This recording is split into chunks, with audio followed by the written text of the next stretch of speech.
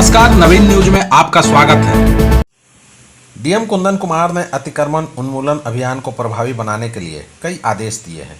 एक और अधिकारियों की जिम्मेदारी तय करते हुए लापरवाही पर कार्रवाई की व्यवस्था की तो दोबारा अतिक्रमण रोकने के लिए खाली स्थान की बोलार्ड से बैरिकेडिंग कर वहां ग्रीन पार्क, रिक्रिएशन जोन या बैडमिंटन कोर्ट बनाने का निर्देश दिया। डीएम ने एडीएम सिटी को निर्देश दिया कि नगर निगम व अन्य निकायों को टाउन प्लानर की मदद से शहरी क्षेत्र का सर्वेक्षण कर जोन वाइज अतिक्रमण हॉट स्पॉट को चिन्हित कर कार्य योजना बनाकर अतिक्रमण का अस्थायी समाधान किया जाए। इसके लिए खाली हुए क्षेत्र में सुंदरीकरण व विकास के लिए कार्य किए जाएँ। वहाँ जन सुविधाओं के जैसे green park, badminton court, recreation zone, अन्य सार्वजनिक सुविधाएं विकसित की जाए ताकि दोबारा अतिक्रमण वहां रोका जाए। उन्होंने कहा कि अतिक्रमण हटाने के बाद संबंधित विभागों के अधिकारी उस स्थान के बोलार्ड से बैरिकेडिंग कर वाहनों का प्रवेश अस्थायी रूप से रोकें। दोषी अधिकारियों की जिम्मेदारी तय कर उनके विरुद्ध विभागीय और अनुशासनात्मक कार्रवाई की जाए। कि बांकीपुर विधानसभा सीट पर उपचुनाव होने हैं। तारीखों का ऐलान भले ही नहीं हुआ है, लेकिन राजनीतिक दल ने अपने प्रत्याशियों की घोषणा करने लगे हैं। जनशक्ति जनता दल जेजेडी के राष्ट्रीय अध्यक्ष तेज प्रताप यादव ने अपने संभावित प्रत्याशी का नाम ऐलान किया है। साथ ही तेज प्रताप यादव ने कहा कि आगामी बांकीपुर विधानसभा पटना से जनशक्ति जनता दल की ओर से उन्हें संभावित प्रत्याशी के रूप में संगठनात्मक जिम्मेदारी प्रदान करने और विधानसभा चुनाव में पार्टी का प्रतिनिधित्व कराने का निर्णय लिया गया है। हमें पूर्ण विश्वास है कि बिना मानवी जी अपने समर्पण, सेवा भाव एवं जनहित के प्रति प्रतिबद्धता के साथ क्षेत्र की जनता की आवाज़ बनकर संगठन को नई ऊंचाइयों तक पहुंचाने में महत्वपूर्ण भूमिका निभाएंगे। बता दें कि बीजेपी के राष्ट्रीय अध्यक्ष नितिन नवीन बांकीपुर से 2025 के विधानसभा चुनाव में जीते थे। अब वे राज्यसभा सांसद हो चुके हैं, तो बांकीपुर सीट खाली हो गई है। इस सीट पर उपचुनाव होना है। यह सीट बीजेपी की रही है। ऐसे में देखना होगा कि उपचुनाव में किसकी जीत होती है। हालांकि इस सीट पर जनसुराज के सूत्रधार प्रशांत किशोर भी जोर शोर से लगे हैं। जनसुराज से उम्मीदवार कौन होगा, इसकी तस्वीर अभी तक साफ नहीं हुई है। चर्चा यह भी है कि प्रशांत किशोर भी मैदान में उतर सकते हैं। भड़क तिवारी कथित एनकाउंटर मामले के मुख्य आरोपी डीएसपी राजेश शर्मा को सरकार ने इस फेरबदल के तहत नई और बेहद अहम जिम्मेदारी सौंपी है। उन्हें मद्य निषेध एवं स्वापक नियंत्रण ब्यूरो का नया जिम्मा दिया गया है। सरकार के इस फैसले ने प्रशासनिक और राजनीतिक जानकारों को चौंका दिया। जानकारों का स्पष्ट कहना है कि आरोपों के घेरे में होने के बावजूद डीएसपी को दी गई यह जिम्मेदारी कोई पनिशमेंट पोस्टिंग नहीं है, बल्कि इसे महकमे में एक बेहद मलाईदार पोस्ट माना जाता है। एक तरफ जहां हत्या के आरोपी डीएसपी को बड़ी जिम्मेदारी दी गई है, वहीं दूसरी तरफ मृतक भरत तिवारी का परिवार इस फैसले से बेहद आहत है। पीड़ित परिवार लगातार स्थानीय एसपी पर संगीन आरोप लगाते उन्हें पद से हटाने की मांग कर रहा है। परिवार का कहना है कि वर्तमान एसपी के रहते मामले की निष्पक्ष जांच मुमकिन नहीं है। गंभीर आरोपों के बाद भी एसपी का ट्रांसफर न करना और अब आरोपी डीएसपी को इतनी रसूखदार पोस्टिंग देना पीड़ित परिवार के जख्मों पर नमक छिड़कने और उन्हें चिढ़ाने जैसा है। भोजपुरी स्टार पवन सिंह अब माननीय बन गए हैं। उन्होंने बिहार विधान परिषद के सदस्य के रूप में औपचारिक रूप से शपथ ले ली। नवनिर्वाचित 10 एमएलसी का शपथ ग्रहण समारोह हुआ। इस दौरान पवन सिंह, बिहार के स्वास्थ्य मंत्री निशांत कुमार समेत अन्य नेताओं ने विधान परिषद सदस्य की शपथ ली। सभापति अवधेश नारायण सिंह ने सभी सदस्यों को शपथ दिलाई। इस दौरान मुख्यमंत्री सम्राट चौधरी समेत कई नेता मौजूद रहे।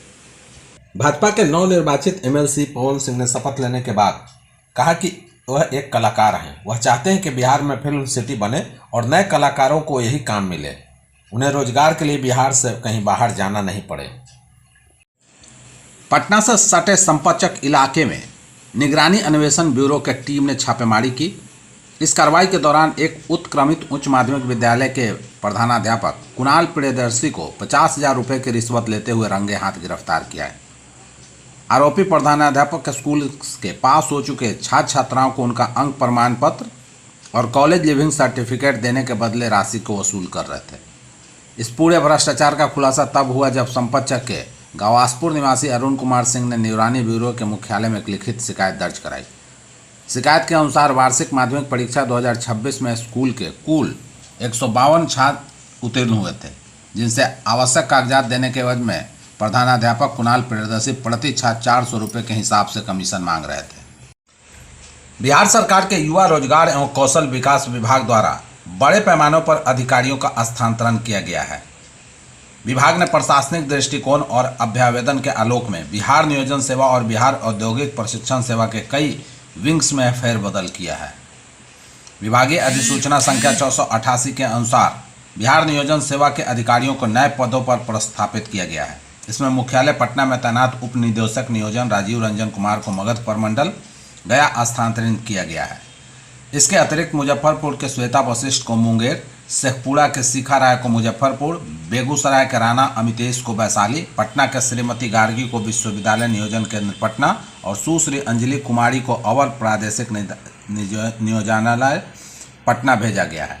वहीं सहरसा के सुश्री अंकिता को खगड़िया तथा गया जी के सुश्री आकृति कुमारी को जमुई जिला का नियोजन पदाधिकारी बनाया गया है। विभाग द्वारा जारी एक अन्य अधिसूचना संख्या 690 के तहत हाल ही में प्रोन्नत हुए ग्रुप अनुदेशकों को उप प्रचार्ज एवं समकक्ष पदों पर तैनात किया गया है।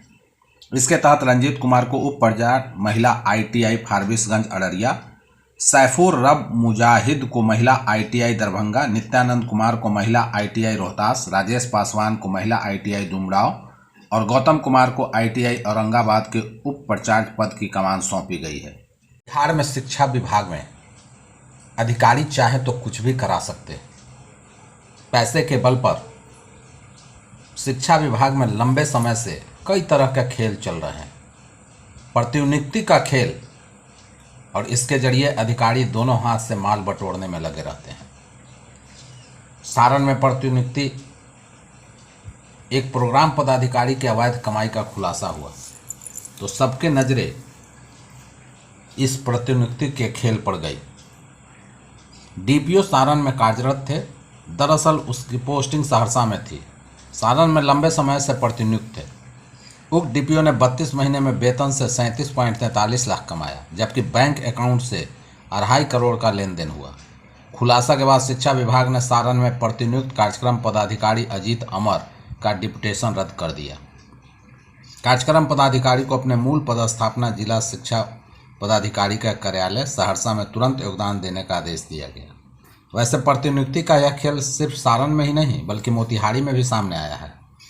शिक्षा विभाग के एक DPO लंबे समय से पूर्वी चंपारण मोतिहारी जिले में प्रतिनियुक्त है। 2022 में मोतिहारी से स्थानांतरण होने के बाद उक्त DPO ने फिर से इसी जिले में प्रतिनियुक्ति करा ली। जिस पोस्ट को छोड़कर गए थे फिर से उसी जगह को धारण कर लिया। लगभग 3 सालों से प्रतिनियुक्ति में मोतिहारी की शोभा बढ़ा रहे हैं। और ये पदाधिकारी हैं जिला कार्यक्रम पदाधिकारी सब शिक्षा प्रहलाद कुमार गुप्ता।